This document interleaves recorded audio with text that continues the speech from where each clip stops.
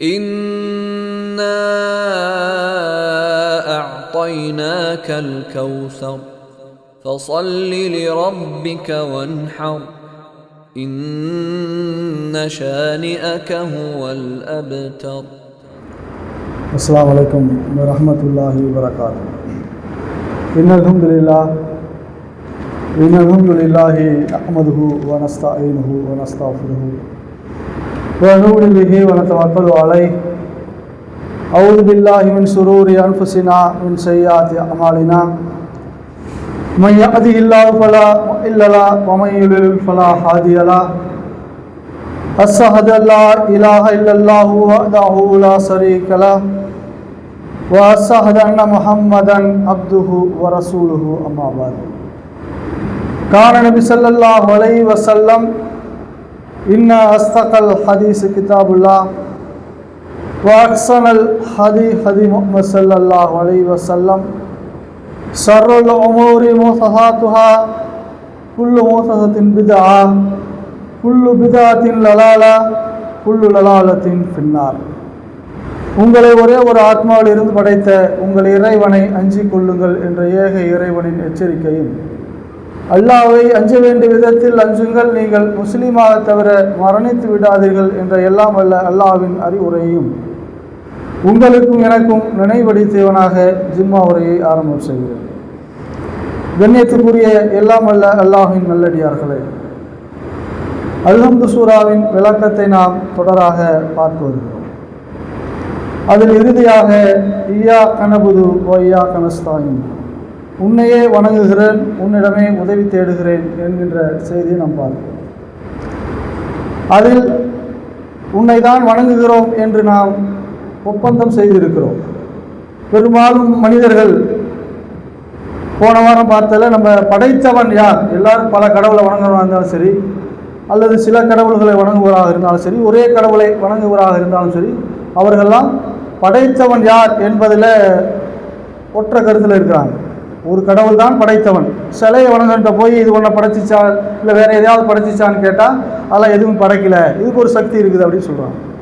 அல்லது பெரியார்கள் மகான்களை போய் அவர்களை வணங்கக்கூடியவர்களை போய் நம்ம கேட்டால் இவர் யாரையாவது படைச்சாரா, எதையாவது படைச்சாரா என்று கேட்டால் இல்லை, இவர் எதையும் படைக்கலை, இவருக்கு ஒரு சக்தி இருக்குது. அப்படி தான் பெரும்பாலான மனிதர்கள் நம்புகிறார்கள். பல கடவுள்களை நம்புகிற மனிதர்களாக இருந்தாலும் சரி, சில கடவுளை நம்புகிறார் இருந்த மனிதனாலும் சரி, அவர் என்ன நினைக்கிறார்கள், இவர்கள் எதையும் படைக்கவில்லை. அதற்கு ஆதாரத்தை நம்ம குர்ஆனிலே சொன்னோம். போன ஜும்மாவுடைய உரையில் இந்த மக்கத்து காஃபிர்கள் கூட படைத்ததை, வானத்தை படைச்சது யார், பூமியை படைச்சதான்னு கேட்டால் அல்லாஹ் தான் சொல்லுவான், என்ன படைச்சதான்னு கேட்டால் அல்லாஹ் தான் சொல்லுவான் என்பதை செய்தியெல்லாம் நம்ம பார்த்தோம். அதில் எல்லாரும் ஒரு கருத்தில் இருப்பதை அல்லாஹ்வே குர்ஆனில் சொல்கிறத நம்ம பார்த்தோம். அடுத்ததாக இறைவனை வணங்குகிறோம். அந்த வணக்கத்தில் என்ன அல்லாஹ் இந்த இதில் ஒப்பந்தத்தில் என்ன சொல்கிறான், உன்னையே வணங்குகிறோம், உன்னிடமே உதவி தேடுவோம் நம்ம ஒப்பந்தம் பண்ணுறோம். அதாவது அல்லாஹ் நம்ம எல்லாம் படைப்பதற்கு முன்பாக, இந்த உலகத்தை எல்லாம் படைப்பதற்கு முன்பாக ஆலமுல் அர்வா என்கின்ற ஒரு இடத்தில் வைத்து நம்மளை எல்லாம் எழுப்பி அங்கே ஒரு ஒப்பந்தம் வாக்குறுதி கேட்குறான் நம்மள்கிட்ட. நீங்கள் என்னை வணங்குகிற, என்னை மட்டும் நம்புவீங்களா, என்னிடத்தில் என்னையே வணங்குவீங்களா என்று ஒரு ஒப்பந்தத்தை கேட்குறான் இறைவன். அப்போ நம்மளாம் என்ன சொல்லியிருக்கோங்க, நான் உன்னையே வணங்குகிறோம், உன்னையே நம்புகிறோம், உன்னை மட்டுமே நாங்கள் நம்புகிறோம் அப்படின்னு நம்ம எல்லாம் எல்லா மனிதர்கள், உலகத்தில் எத்தனை கோடி மனிதர்கள் படைக்கப்பட்டார்களோ அத்தனை கோடி மனிதர்களும் என்ன சொல்லியிருக்கிறோம், ஒரே ஒரு இறைவனை ஏற்றுக்கொள்கிறோம்னு சொல்லியிருக்கிறோம், உன்னையே வணங்குகிறோம் என்ற ஒரு ஒப்பந்தத்தை எல்லா மனிதர்களும் கொடுத்துருக்காங்க. அது இயல்பாக எப்படி தெரியுது, ஒரு கடவுள் தான், எல்லாத்துக்கும் ஒரு கடவுள் தான் என்பதை எல்லா மனிதர்களும் ஏற்றுக்கொள்வதில் பிரச்சனை இல்லை. ஆனால் எங்கே பிரச்சனை ஆகுது, வணக்கத்தை புரிவதில் பிரச்சனை. இதெல்லாம் வணக்கம் என்று புரிவதிலே மனிதர்கள் பெரும்பாலும் தப்பு செஞ்சிடறாங்க. இந்த கடவுள் வந்து மழையை கொடுப்பாரு, அந்த கடவுள் வந்து குழந்தையை கொடுப்பாரு, இந்த கடவுள் விசாவை கொடுப்பாரு, இந்த மகான் அதை கொடுப்பாரு, இதை கொடுப்பாருன்னு சொல்லி எங்கே பிரிவினை ஏற்படுத்துகிறான்னு சொன்னால், கேட்பதிலே, நம்முடைய கோரிக்கையை கேட்பதிலே மனிதன் தவறு இழைத்து விடுகிறான், பிரார்த்தனை செய்வதில் மனிதன் தவறு இழைத்து விடுகிறான் என்பதை நம்ம பார்க்கிறோம். அதில் தான் இந்த இடத்துல என்ன சொல்கிறான், இறைவன் என்னை மட்டும்தான் நீங்கள் வணங்கணும், வணக்கம் என்பது என்ன என்பதை நான் புரிந்து கொள்ளணும். அதில் பல வகையான வணக்கங்கள் இருக்குது. அப்போ அல்லாஹ் திருமறை குர்ஆனில் சொல்லும்போது என்ன சொல்கிறான், ஹலக்கல் ஜின்ன வல் இன்ஸ இல்லாலி யஅ்புதுன், அந்த ஜின்களையும் மனிதர்களையும் என்னை வணங்குவதற்காக அன்றி வேறு எதற்காகவும் படைக்கவில்லை என்று அல்லாஹ் சொல்கிறான். இப்போ இந்த செய்தியை வந்து நம்ம ஆழமாக புரிஞ்சுக்கணும். வணக்கம் அப்படின்னா ஒரு தொழுகை தான் வணக்கம் அல்லது நோன்பு வைப்பது தான் வணக்கம் என்று நாம் பெரும்பாலான மனிதர்கள் புரிந்திருக்காங்க. அப்போ இது மட்டும்தான் வணக்கம் என்று இருந்தால் என்ன நடக்கும்? நம்ம 24 மணி நேரமும் இதை மட்டும்தான் செஞ்சுட்டு இருக்கோம் இல்லையா? ஒரு தொழுகை வணக்கம் என்று நம்ம ஏற்றுக்கொண்டு இருக்கிறோம், நோன்பு வணக்கம்னு ஏற்றிருக்கோம், ஹஜ்ஜி செய்வது வணக்கம் புரிஞ்சிருக்கோம். இப்போ இதையெல்லாம் வணக்கம் என்று இது மட்டும்தான் வணக்கம் என்று சொன்னால் இறைவனுடைய கூற்றுப்படி, இறைவன் சொல்கிற கட்டளைப்படி நாம் எதை நிறைவேற்ற வேண்டும்? உன்னை வணங்குவதற்குத்தான் படைச்சிருக்க நல்லா சொல்லும் போது இந்த முழுமையாக நம்முடைய வாழ்க்கை முழுவதும் இந்த வணக்கத்தை நிறைவேற்றலே போயிடும். ஆனால் இறைவன் அப்படி சொல்லலை. இதையெல்லாம் வணக்கம், அல்லாவும் அல்லாவுடைய தூதரும் நமக்கு எதையெல்லாம் கற்றுக் கொடுத்தார்களோ, நல்லதென்று எதையெல்லாம் கொடுத்தார்களோ, நன்மை என்று எதையெல்லாம் கற்றுக் கொடுத்தார்களோ அத்தனையும் வணக்கமாக இறைவன் அங்கீகரிக்கிறான். ஒரு சகோதரனை பார்த்து அல்லது ஒரு உறவினரை பார்த்து அல்லாது ஒரு தெரியாத ஒரு மனிதனை பார்த்து புன்னகையோடு நீங்கள் பார்த்தால் அதுக்கு கூலி இருக்குன்னு சொல்றான். அது வணக்கமாக அங்கீகரிக்கப்படுது. இப்போ நீங்கள் ஒரு சக மனிதன், அவன் யாருன்னே தெரியாது, நம்மளை பார்க்க வருகிறார், சந்திக்க வருகிறார், அவரை புன்னகையோடு வரவேற்கிறோம், அதற்கு இறைவன் கூலி கொடுப்பதாக சொல்கிறார். அப்போ இதை வணக்கமாக இறைவன் அங்கீகரிக்கிறான். பாதையில் போகிறோம், ஏதோ ஒரு மக்களுக்கு இடையூறு தருகிற ஒரு கல்லோ முள்ளோ ஏதோ ஒன்று கிடக்கிறது, அதை மற்றவர்களுக்கு இடையூறு தந்து விடுமோ, மற்றவர்கள் காலில் குத்தினோம் அல்லது மற்றவர்களுக்கு வண்டி போவதற்கோ அல்லது நடந்து போவதற்கோ சிரமமாக இருக்கும் என்பதற்காக அந்த இடையூறு தருகிற பொருளை நாம் பாதையிலிருந்து அகற்றி வைத்தால் அதற்கு இறைவன் கூலி தருகிறார். அதை வணக்கமாக இறைவன் அங்கீகரிக்கிறார். ஒரு கணவன் மனைவிக்கு அல்லது பிள்ளைகளுக்கு உணவு கொடுக்க வேண்டும், மனைவிக்கு உணவு கொடுக்க வேண்டும், குடும்பத்தை பார்க்க வேண்டும் என்பதற்காக இரவு பகலாக பாடுபட்டு ஒரு ஆண் தன் பிள்ளைகளுக்கு உணவு கொடுக்கிறான், மனைவிக்கு உணவு கொடுக்கிறான். அதை இறைவன் வணக்கமாக அங்கீகரித்து அதற்கு நன்மையை கொடுக்கிறான். இப்படி நாம் உலகத்தில் எதையெல்லாம் செய்கிறோமோ அதை அத்தனையும் அல்லாவும் அல்லாவுடைய தூதர் நமக்கு எதை கற்றுக் கொடுத்தார்களோ, எதை வாழ்க்கை முறையாக கற்றுக் கொடுத்தார்களோ, நபிகள் ஸல்லல்லாஹு அலைஹி சொல்கிறார்கள், அல்லாவுடைய தூதர் அவர்கள் சொன்னபடி சிறுநீர் கழிக்கிறோம், சிறுநீர் கழித்து விட்டு அதை சுத்தம் செய்கிறோம், அதற்கு நன்மை இருக்கிறது. அப்போ அந்த அல்லாவும் அல்லாவுடைய தூதரும் கட்டளை முழுமையாக நிறைவேற்றுகிறார், அதற்கு கூலி கிடைக்கிறது. அந்த கூலி கிடைப்பதால் அது வணக்கமாகிறது. ஒரு மனைவிக்கு ஒரு கணவன் ஆசையோடு அன்போடு ஒரு கவலை உணவை ஊட்டுகிறார், அதை இறைவன் வணக்கமாக அங்கீகரித்து அதற்கு நன்மையை தருகிறான். இப்படி நாம் லிஸ்ட் போட்டுக்கிட்டே போகலாம். நீ ஒரு வாழ்க்கையில் நீ எதையெல்லாம் செய்கிற, தூங்கி எழுந்ததிலிருந்து மறுபடியும் தூங்க செல்கிற வரை நீ அல்லாவும் அல்லாவுடைய தூதரும் நமக்கு எதை கற்றுக் கொடுத்தார்களோ அந்த அடிப்படையில் ஒரு வாழ்க்கையை அமைத்து கொண்டால் அத்தனையும் இறைவன் வணக்கமாக அங்கீகரித்து அதற்கு நன்மை கொடுக்கிறான். அதைதான் இறைவன் சொல்கிறான், மனிதர்களையும் ஜின்களையும் என்னை வணங்குவதற்காக அன்றி வேறு எதற்காகவும் படைக்கவில்லை. அப்பொழுது நமது முழு வாழ்க்கையும் வணக்கமாக இறைவன் அங்கீகரித்திருக்கிறான். அதில் பிரதானமான வணக்கமாக நம்ம எந்த இதெல்லாம் வணக்கம் என்று நம்ம தொடராக இன்ஷா அல்லாஹ் பார்ப்போம். அதில் இன்றைக்கு நாம் பேசக்கூடிய செய்தி என்னன்னு சொன்னால் பிரார்த்தனை ஒரு வணக்கம். இதில் தான் பெரும்பாலும் மனிதன் என்ன செஞ்சிடறான், தப்பு பண்ணுறான். நமக்கு தேவை இருக்கிறப்ப அல்லாஹ்ட்ட 2 தடவை கேட்டு பார்ப்பான், இங்கே கிடைக்கலையா உடனே அங்கே வேற எங்கேயா போயிடுவான். ஒரு குழந்தை கிடைக்கல உடனே 4 பேர் சொல்லுவான், நான் அங்கே போனேன், அந்த கோயிலுக்கு போனேன், அந்த அவுலியாட்ட போனேன், இந்த மகான்கிட்ட போனேன், எனக்கு குழந்தை கிடைச்சிச்சு. உடனே என்ன பண்ணுவான், அல்லாவை நம்பக்கூடிய மனிதன் கூட நாம் பல இது பார்த்துருக்கோம். இந்த சமயபுரத்தில் எத்தனை பேர் அந்த கோயிலில் எத்தனை பேர் வேண்டுதல் செய்கிறார்கள் என்கிற இதெல்லாம் புர்கா போட்டுக்கிட்டு இதை பார்க்குறோம். எத்தனை கோயில்களில் புர்கா போட்டுக்கிட்டு போய் எங்களுக்கு கோரிக்கை நிறைவேறும், அவர் சொன்னார் இவர் சொன்னார் என்று அவர்கள் கோரிக்கை சிலைகளிடத்தில் கோரிக்கை வைக்கக்கூடிய மனிதர்களை நம்ம பார்க்கிறோம். அப்போ நம்முடைய தேவைகள் நிறைவேறவில்லை என்று சொன்னால் அவன் எவனோ ஒருவன் ஏதோ ஒரு செய்தியை சொன்னான் என்பதற்காக எத்தனையோ பெரியார் இடத்துல, மகான் இடத்துல, அவுலியாக்கள் இடத்துல, சிலைகள் இடத்துல போய் அல்லாவை மட்டுமே நம்பக்கூடிய முஸ்லீம்கள் கூட போய் பிரார்த்தனை செய்வதை, கோரிக்கை வைப்பதை நாம் பார்க்கிறோம். அப்போ நபி நாயகம் ஸல்லல்லாஹு அலைஹி வஸல்லம் சொல்கிறாங்க, வணக்கத்திலே அதாவது துஆஉ ஹுவல் இபாதா, அதாவது வணக்கம் என்றாலே துவா தான், வணக்கம் என்றாலே துவாதான் என்று நபிகள் நாயகம் ஸல்லல்லாஹு அலைஹி வஸல்லம் சொல்கிறார்கள். நீங்கள் இந்த நாம் செய்கிற பிரதானமாக நினைக்கிற வணக்கத்தை நினைச்சு பாருங்கள். தொழுகிறோம், தொழுகையின் நோக்கம் என்ன? நபிகள் நாயகம் ஸல்லல்லாஹு அலைஹி வஸல்லம் அவர்கள் கூட கால் கெடுக்க இரவும் பகலுமாக கால்கள் வீங்க வீங்க தொழுதார்களே.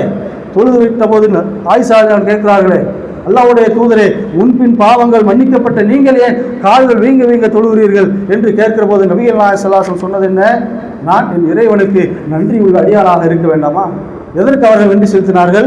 இறைவன் இந்த உலகத்திலே வாழ்கிற போது ஏராளமானவற்றை கொடுத்திருக்கிறான், ஏராளமான அருள்கொடைகளை கொடுத்திருக்கிறான், அதற்கு நான் நன்றி செலுத்த வேண்டும்.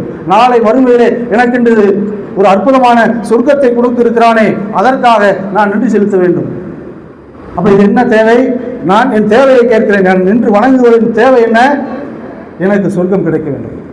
நாளை மறுமையிலே மகத்தான அந்த சொர்க்கம் கிடைக்க வேண்டும். நோன்பு வைக்கிறோம், பசியும் பட்டினியுமோட 13 மணி நேரம் 12 மணி நேரம் காத்திருக்கிறோமே, அது எதற்காக? நமது உள்ளம் எதை வேண்டி அந்த பட்டினியை அந்த பசியை உணர்கிறோம்? நான் நோன்பு வைத்தால் என் இறைவன் எனக்கு கட்டளையிட்டு இருக்கிறான், நோன்பு வைத்தால் என் இறைவன் எனக்கு சொர்க்கத்தை கொடுப்பான். அந்த தேவை, அந்த வேண்டுதலை வைத்துதானே நாம் நோன்பு வைக்கிறோம், ஜகாத்து கொடுக்கிறோம், ஹஜ்ஜி செய்கிறோம்.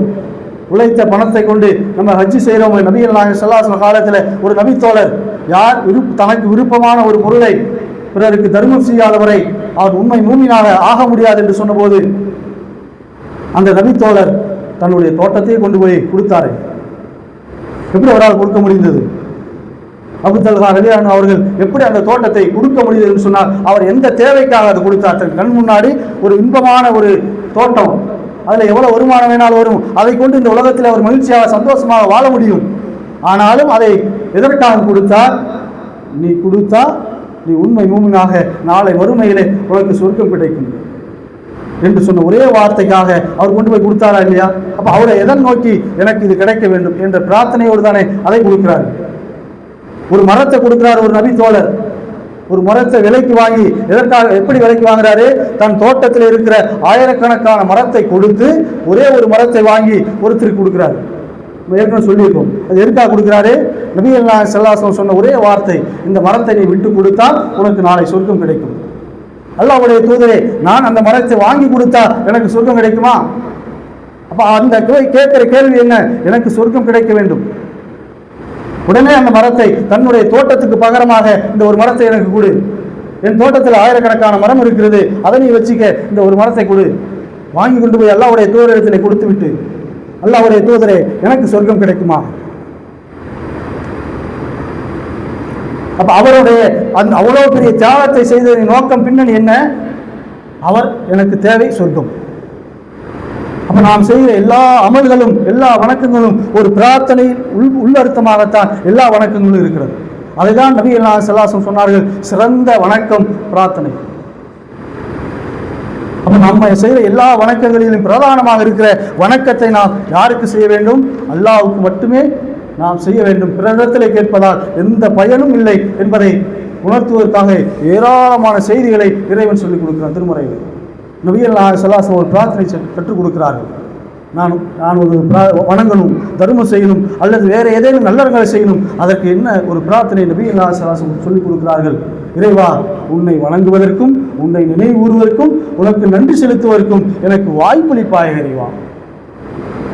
எப்படிப்பட்ட ஒரு பிரார்த்தனை!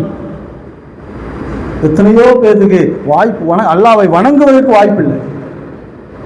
அவனுக்கு எல்லாம் தெரியும், ஒரு ஜும்மாவுடைய தொழுகைக்கு போகணும், 5 நேர தொழுகைக்கு போகணும் என்கிற எல்லாம் தெரியும். ஆனாலும் இந்த உலக ஆசைகள், உலக தேவைகள் அவனை ஓட விட்டு கொண்டே இருக்கிறது. ஆனால் அதற்கு இறைவன் வாய்ப்பளிக்க வேண்டும். அந்த பிரார்த்தனை நபிகள் நாயகம் ஸல்லல்லாஹு அலைஹி வஸல்லம் அவர்கள், இறைவா, உன்னை வணங்குவதற்கும் உனக்கு நன்றி செலுத்துவதற்கும் உன்னை நினைவுறுவதற்கும் எனக்கு வாய்ப்பளிப்பாக இறைவா. வெளியே போறோம், போய் ஒரு இந்த உலக வேலைக்கு போனோம்னு சொன்னா அல்லாஹ்வுடைய நினைவுல ரொம்ப ரொம்ப ரொம்ப கீழே போயிடுவோம். நம்ம ஒரு வியாபாரத்தை பார்த்துட்டு இருக்கோம், அல்லது தொழிலை பார்த்துட்டு இருக்கோம், இல்லை வேற ஏதேனும் வேலையில் இருக்கிறோம். அப்ப என்ன ஆகும்? அல்லாஹ்வுடைய நினைவு அப்போ வரதில்லை. அந்த நேரத்திலும் அல்லாஹ்வுடைய நினைவோடு ஒரு சுப்ஹானல்லாஹ் சொல்றோம், ஒரு அல்ஹம்துலில்லாஹ் சொல்றோம். இறைவன் எனக்கு கற்றுத்தந்த அடிப்படையிலே நான் இந்த வியாபாரத்தை செய்கிறேன் என்ற நினைவு அந்த இடத்துல வருது. அது ஒரு சகோதரனோடு, ஒரு மனிதனோடு பேசுகிற போது, என் இறைவன் அல்லாஹ்வுடைய தூதரும் எனக்கு எப்படி கற்றுக் கொடுத்தார்களோ அதன்படி அவனிடத்திலே பழகுகிறேன். அந்த நினைவெல்லாம் வர வேண்டுமே, வருவதற்கு இறைவன் வாய்ப்பளிக்க வேண்டுமே. அப்ப இந்த பிரார்த்தனை எப்பொழுதும், இறைவா, உன்னை வணங்குவதற்கும் உன்னை நினைவுறுவதற்கும் உனக்கு நன்றி செலுத்துவதற்கும் எனக்கு வாய்ப்பளிப்பாய் இறைவா என்ற பிரார்த்தனை நாம் கேட்டுக்கொண்டே இருந்தால் இன்றைக்கு உலகத்தில் நாம் ஏராளமான அறிவுக்கூடங்களை அனுபவிக்கிறோம். ஆனால் நம்ம உழைப்பால், நம்ம அறிவால், நம்ம திறமையால் கிடைத்ததா? இறைவன் எத்தனையோ உழைப்பாளி இருக்கிறான், எத்தனையோ அறிவாளி இருக்கிறான். அவன்லாம் படிக்காதவன்ட்ட கை கட்டி வேலை பார்க்குற நிகழ்வுகள் நம்ம உலகத்தில் பார்க்குறோம். என்னென்னமோ படிச்சிருப்பான், ஆனால் முதலாளி படிச்சே இருக்க மாட்டான். அவன் பல கோடிக்கு அதிபதியாக இருப்பான், அவன்கிட்ட இவன் படித்தவன் போய் கை கட்டி வேலை பார்ப்பான். அப்போ அது படிப்பால் எந்த ஒரு உலக பயனும் கிடைத்து விடுவதில்லை. என்னால் கோடி கோடியாக சம்பாதித்து விடுவதில்லை. எனக்கு அறிவு இருக்குது, எனக்கு ஆற்றல் இருக்குது, உடல் வலிமை இருக்கிறது என்பதால் நாம் இந்த உலகத்திலே கோடி கோடியாக சம்பாதித்து விட முடியாது. இறைவன் நாடுனா மட்டும்தான் அது கிடைக்கும். அப்போ இறைவன் நமக்கு கொடுத்திருப்பதிலே உடலை ஆரோக்கியம் கொடுத்திருக்கான், கண் பார்வையை கொடுத்திருக்கிறான், காதை கொடுத்திருக்கான், கால்களை கொடுத்திருக்கான். உலகத்தில் நாம் ஒருத்தரை பார்க்குறோம், கால் இல்லாத ஒருத்தரை பார்க்குறோம், பார்வை இல்லாத ஒருத்தரை பார்க்குறோம். அப்போ அந்த நேரத்தில் இறைவா இதை கொடுத்ததற்காக உனக்கு நான் நன்றி செலுத்துகிறேன்.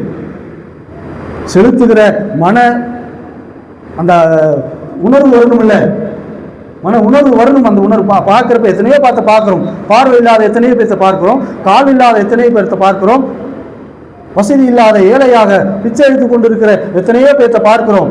அப்ப நான் ஆரோக்கியத்தோடு இருக்கிறேன், நான் வசதியோடு இருக்கிறேன், நான் பார்வையோடு இருக்கிறேன், நான் கால்களோடு இருக்கிறேன். இதை கொடுத்த என் இறைவனுக்கு நான் நன்றி செலுத்துகிறவனாக, நன்றி செலுத்துகிற அடியாராக இருக்கிறேன் என்கின்ற உணர்வு நமக்கு வரணும். அப்போ அது எதன் மூலம் கிடைக்கும் என்று சொன்னால் நபிகள் ஸல்லல்லாஹு அலைஹி வஸல்லம் கற்றுக் கொடுத்த இந்த பிரார்த்தனை மூலம் வரும். இப்போ பிரார்த்தனை என்பது எவ்வளவு பிரதானமானது என்பதை நாம் புரிந்து கொள்ள வேண்டும். அல்லாஹ் திருமறை குர்ஆனில் இன்னும் சொல்றான், நாம் எல்லாம் நேர்வழி பெற்றிருக்கிறோம் என்று நாம் நினைக்கிறோம். எத்தனையோ பேர் நேர்வழியில் வராமல் இருக்கிறார்கள், நேர்வழி எது என்று தெரியாமல் இருக்கிறார்கள். இறைவன் சொல்கிறான், இதா சாலக இபாதி அன்னி கரீம், நபியே என் அடியார்கள் என்னை பற்றி கேட்கிறார்கள். எவ்வளவு அழகா சொல்றான் பாருங்க. என் அடியார்கள் என்னை பற்றி கேட்கிறார்கள், அவர்கள் சொல்லுங்கள் நான் அருகில் இருக்கிறேன், மிக அருகாமையில் இருக்கிறேன். உஜிபு தாவத்தி தாயிதா தானி, யார் என்னிடத்திலே பிரார்த்திக்கிறார்களோ அந்த பிரார்த்தனைக்கு நான் பதில் அளிக்கிறேன். அல்ல, இதை விட வேற எவ்வளவு தெளிவாக சொல்ல முடியும்? இந்த திருமறை குர்ஆனில் எல்லாம் மனிதர்கள் படித்திருப்பாங்க, அந்த ஆலிம்கள் படித்திருப்பார்கள் இல்லையா?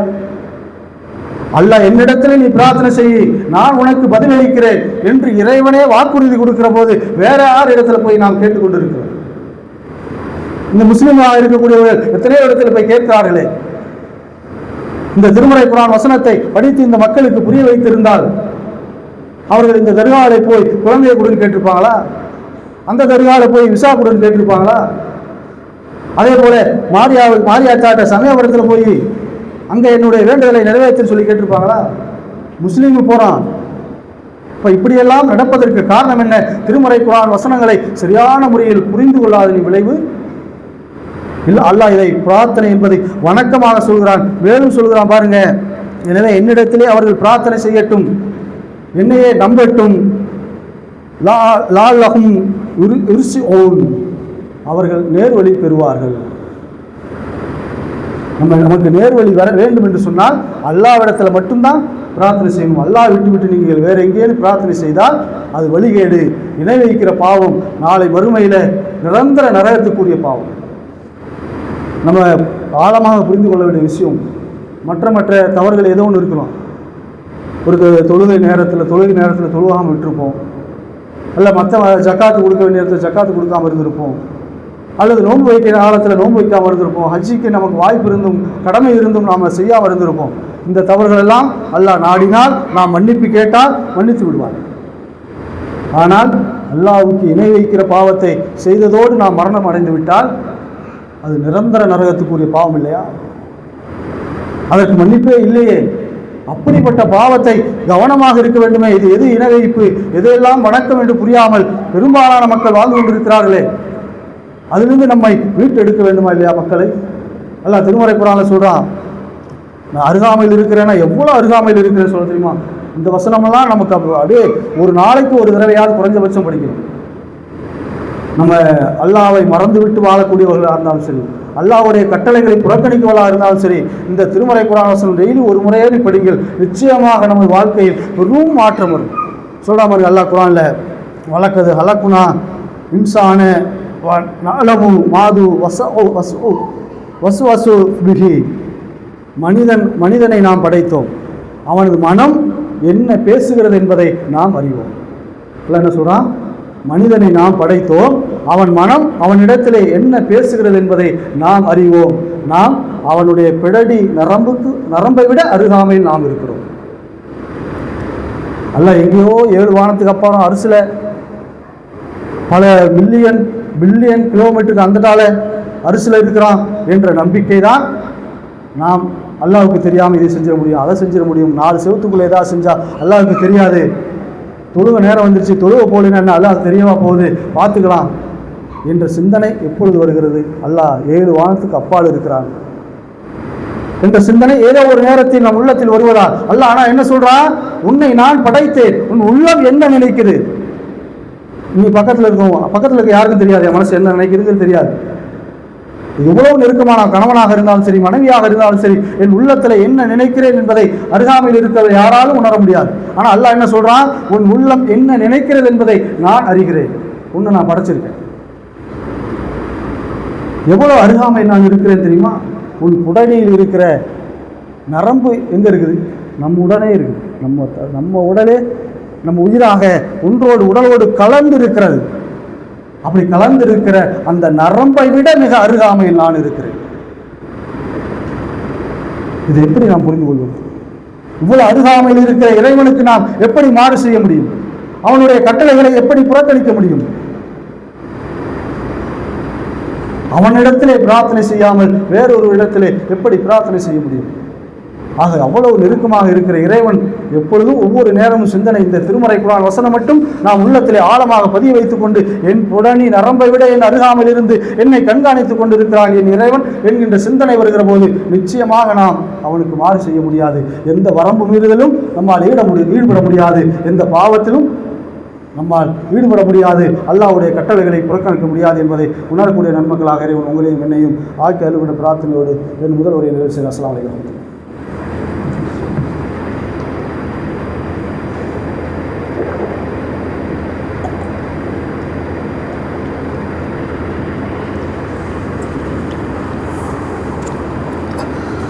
அல்ஹம்துலில்லாஹி ரப்பில் ஆலமீன் வஸ்ஸலாத்து வஸ்ஸலாமு காத்தமில் அன்பியாய் வல் முர்சலீன்.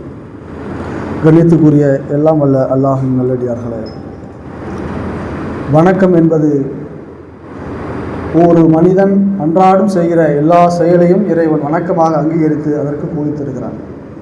அதில் பிரதானமான வணக்கம் என்பது பிரார்த்தனை. ஒரு மனிதனுக்கு பல தேவைகள் இருக்கிறது, பல சிரமங்கள் இருக்கிறது, பல கஷ்டங்கள் இருக்கிறது. அந்த கஷ்டங்களையும் சிரமங்களையும் தேவைகளையும் எல்லாம் வல்ல ரப்புல் ஆலமீன் நம்ம எல்லாம் படைத்திருக்கிற ஏக இறைவனிடத்தில் மட்டுமே நாம் பிரார்த்தனை செய்ய வேண்டும் என்பதை ஆழமாக நாம் புரிந்து கொள்ள வேண்டும். அப்படி பிரார்த்தனை அவனிடம் கேட்காமல் மற்ற இடத்திலே கேட்கிற போது அது இணை வைக்கிற மிகப்பெரிய பாவத்திலே தள்ளி நம்மை நிரந்தர நரகத்துக்குள்ளாக மாற்றிவிடும் என்பதை நாம் புரிந்து கொள்ள வேண்டும். அதன் பற்றிய செய்திகளை இன்னும் நிறைய இன்ஷா அல்லாஹ் அடுத்தடுத்த ஜும்மாக்களை நாம் சொல்ல இருக்கிறோம். இறைவன் அதற்கு தர்க்க ரீதியாக பல காரணங்களை செய்திகளை சொல்கிறார். நீ அல்லாஹ் விட்டு வேறொரு இடத்துல போய் நீ பிரார்த்தனை செய்கிறிய, அப்படி பிரார்த்தனை செய்யக்கூடிய அவர் இந்த வானத்தில் இந்த பூமியில் இல்லை நான் படைத்திருப்பவற்றில் ஏதேனும் அவர் படைத்திருக்கிறாரா? அவருக்கு ஏதேனும் நான் பங்கு வச்சு கொடுத்துருக்கேனா? என்னால் இது செய்ய முடியல, நீ கொஞ்சம் செய்ப்பா. ஒரு பானையை செய்கிறோம், ஒரு பானையை செய்கிறதுக்கு மண்ணை ஒருத்தர் குலைக்கணும், அந்த உருட்டுறதுக்கு ஒருத்தர் உருட்டணும், அப்படி வச்சுருப்பான். ஏன்னா வேலைக்கு ஆள், அதனால் ஒரே ஆளால் செய்ய முடியாது, எல்லா வேலைக்கும். உதாரணத்துக்கு சொல்கிறேன், ஒரு பானையை ஒருத்தர் செய்கிறான்னு சொன்னால் மண்ணை ஒருத்தர் குலைக்கட்டும், ஒருத்தர் பானையை செய்யட்டும் என்று வேணால் சொல்லலாம், தண்ணி ஒருத்தர் ஊற்றட்டும்.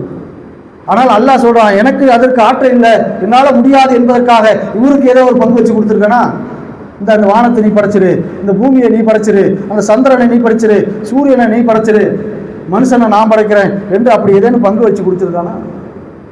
அல்லாஹ் சொல்கிறான், இந்த வானத்திலும் பூமியிலும் அவர்களுக்கு கடுகளவும் அதிகாரம் இல்லை, அவர் எதையும் படைக்கவில்லை. நீங்கள் அல்லாஹ்வை விட்டு நீங்கள் யாரை அழைக்கிறீர்களோ அவர்களுக்கு இந்த வானத்திலும் பூமியிலும் கடுகளவும் அதிகாரம் இல்லை, அவருக்கு நான் எந்த பங்கும் வச்சு கொடுக்கலப்பா.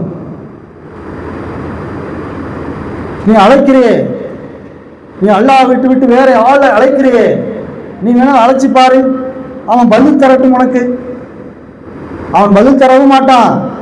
அடுத்தது அவன்கிட்ட இருக்கிறத ஒரு ஈ ஒன்று பறிச்சுட்டு போவான். நான் சொல்கிறேன், அல்லாஹ் சொல்ல என்ன சொல்கிறேன்னா, உனக்கு ஒரு அழகான உதாரணம் சொல்கிறேன். அல்லாஹ் குர்ஆன்ல அழகாக சொல்கிறான், உனக்கு ஒரு உதாரணம் சொல்கிறேன். நீ அல்லாஹ் விட்டு வேற ஆளை பிரார்த்திக்கிறல்ல, அவன் ஒரு ஈயை படைக்க முடியுமா? அற்பத்திலும் அற்பமான ஒரு ஈயை அவனால் படைக்க முடியுமாப்பா? நீ அவனை கடவுள் நினைச்சு அவன்கிட்ட போய் குழந்தைய கேட்குற, விசாவை கேட்குற, இன்னும் வேற தேவைகளை கேட்குற. அப்படி ஒரு கடவுள் இருக்கிறான், அல்லாஹ் விட்டு நீ கடவுள் இருக்கா நம்புறல்ல, அவனால் ஒரே ஒரு ஈயை படைக்க முடியுமா? எல்லாம் கேட்குறான், ஈயை படைக்க முடியுமா? அவ்வளோ வேணாம், படைக்கவே வேணாம். அவன்கிட்ட இருந்து ஈ ஒரு பொருளை தூக்கிட்டு போயிடுச்சு. ஈ எவ்வளோ தூக்கிட்டு போகும்? ஒரு சர்க்கரை கொஞ்சம் வச்சான்னு வச்சுங்க, அது ஒரே ஒரு சின்ன சர்க்கரையை தூக்கிட்டு போமா ஒரு ஈயை தூக்கிட்டு போயிடுச்சு. அந்த சின்னோண்டு சர்க்கரை ஒரு துண்டு தூக்கிட்டு போயிடுச்சு. தூக்கிட்டு போனால் அதை அவனால் திருப்பி வாங்கிட முடியுமா? அல்லாஹ் கேட்குறான். எவ்வளோ அற்புதமான அழகான உதாரணம் சொல்கிறான் பாருங்க. நீ அல்லாஹ் விட்டு வணங்குகிற அந்த கடவுளால் ஒரு ஈயை கூட படைக்க முடியாது. அந்த ஈயை படைக்க கூட வேணாம். அந்த ஈ அவனிடத்தில் இருக்கிற ஒரு பொருளை, சின்ன பொருளை தூக்கி கொண்டு போயிடுச்சுன்னு சொன்னா அதை அவனால் மீட்டு எடுத்து விட முடியுமா? என்னப்பா கடவுள்னு நினைக்கிற? அவன்கிட்ட போய் வணங்குற, அவன்கிட்ட போய் பிரார்த்தனை பண்ற, அவன்கிட்ட உன் தேவையை கேட்கிற என்று எவ்வளவு அழகான உதாரணங்களை சொல்லி நமக்கு இறைவன் புரிய வைக்கிறான். அவர் பிரார்த்தனை என்பது இறைவனிடத்தில் மட்டுமே செய்யணும். மற்ற யாரிடத்தில் செய்தாலும் அவர்களுக்கு எந்த அதிகாரமும் இல்லை, எந்த பங்கும் இல்லை, எதையும் அவர்கள் கொடுக்க மாட்டார்கள், அவர் பதிலளிக்க மாட்டார்கள் என்பதை நாம் ஆழமாக புரிந்து கொள்ளக்கூடிய நன்மக்களாக உங்களை என்னையும் ஆக்கி அனுப்புரிய வேண்டும் என்ற பிரார்த்தனையோடு இன்ஷா அல்லாஹ் அடுத்தடுத்த ஜும்மாக்களில் நம்ம பிரார்த்தனை செய்கிறோம். எப்படியெல்லாம் பிரார்த்தனை செய்து எப்படியெல்லாம் அதற்கு பயன் கிடைத்திருக்குது, அதாவது நபிமார்களாக இருந்தாலும் சரி, நல்லடியாக இருந்தாலும் சரி, அவர்கள் செய்த பிரார்த்தனை என்ன, அதற்கு எப்படி இறைவன் பதிலளித்து இருக்கிறார் என்ற செய்தியெல்லாம் இன்ஷா அல்லாஹ் அடுத்தடுத்த ஜும்மாக்களை நாம் பார்ப்போம். அஸ்ஸலாமு அலைக்கும்.